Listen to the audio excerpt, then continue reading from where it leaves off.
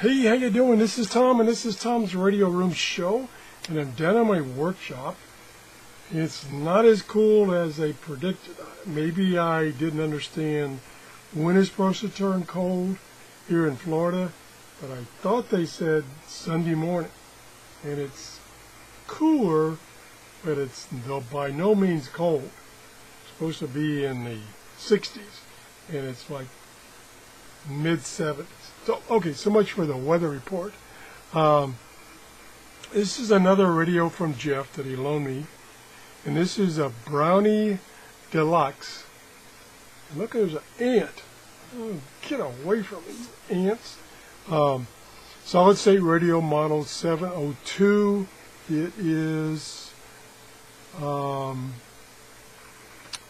thought it said on here someplace. It's 5 transistors. Let me open up the box. There it is. I thought it said on here, no. Well, okay, look. I mean, this is, Jeff has got some fantastic original stuff. This has the owner's manual and the original earbud, or they call them earphones back then. About 1965 vintage. And let's see if this tells me how many transistors. How to operate. Nope. Ah, here we go. This says all transistor, medium wave.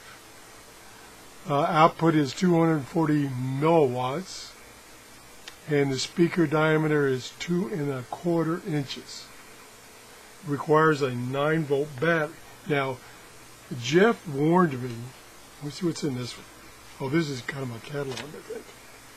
All right, come on. There. Oops, didn't mean to do that. Oh, carefully open this. Oh, there's the guarantee. Oh, this is the guarantee. It's guaranteed for 90 days. And that's, of course, long past. So that's what that is. Nope, it was folded this way and down this way. So we'll put this back in there, we'll put this back in there, and we'll put this back in there, and now we'll look at the radio. I actually have this exact radio.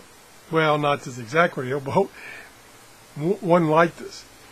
And as I was saying before, Jeff warned me that the battery is hard to get in and close the back. Looks like this whole thing opens up. And I know I had mine for many years too, and I struggled with mine for the same reason, getting the battery in and then getting this thing closed.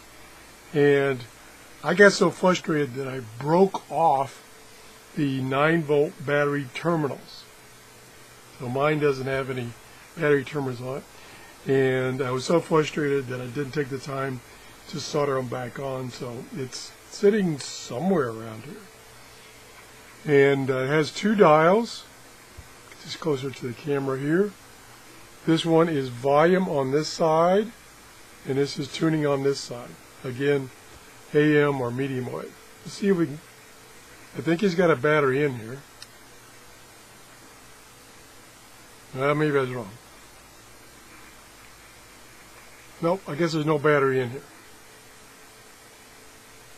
Well, that's a bummer. I thought he had a battery in here. I'm not going to attempt to put a battery in here. I thought it felt a little light, because it is hard to get this case off, and I can even see, can't get it on the camera, there's even some little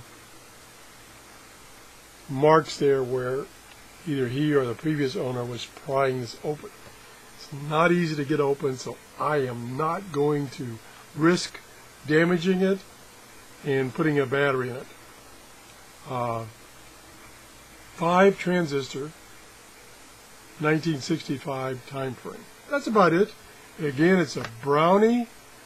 It was made by CBC, Charlie Brown Corporation. very inexpensive. I don't know how much it costs new. I think I got mine for like 50 cents.